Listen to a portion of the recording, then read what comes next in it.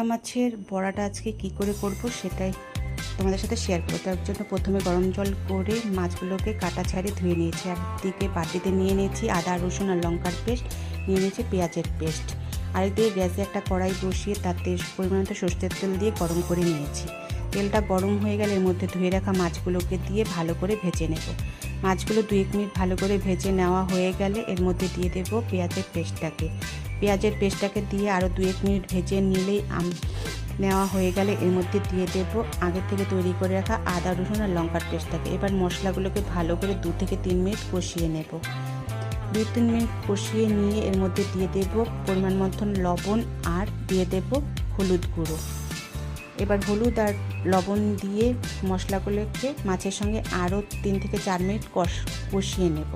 কষানো হয়ে গেলে একদম রেডি মাছের পুরটা। তোমরা এইভাবেও খেতে পারো চাইলে। তারপর মাছের পুরটাকে এক সাইডে রেখে দিয়ে একটা ব্যাটার তৈরি করে নেব। আগে থেকে চাল ভিজিয়ে রেখেছিলাম, এটাকে আমি এখন পেস্ট করে নেব।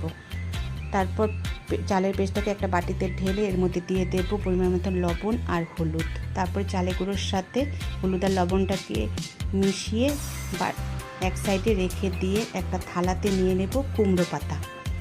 আজকের আমি বড়াটা কুমড়ো পাতাতে করছি, তোমরা চাইলে চাল কুমড়ো পাতাতেও করতে পারো। তারপর মাছের পুরটাকে কুমড়ো পাতার মধ্যে দিয়ে দেব। মাছের পুরটাকে দিয়ে কুমড়ো পাতাগুলোকে এইভাবে ভাজ করে নেব। এইভাবেই আমি বাকি কুমড়ো পাতার মধ্যে মাছের পুর দিয়ে ভাজ করে নেব। সবগুলো ভাজ করে নেওয়া হয়ে গেলে এক সাইডে রেখে দিয়ে একটা একটা করে নিয়ে চালের ব্যাটারে ডুবিয়ে নিয়ে আমি ভেজে নেব। তার জন্য এদিকে গ্যাসে একটা কড়াইয়ে তেল গরম হতে দিয়েছি। এবার এগুলোকে ডুবিয়ে নিয়ে এক এক করে তেলের মধ্যে দিয়ে দেব।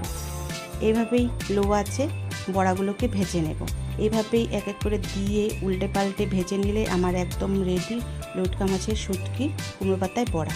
তোমাদের কেমন লাগলো অবশ্যই কমেন্টে জানিও।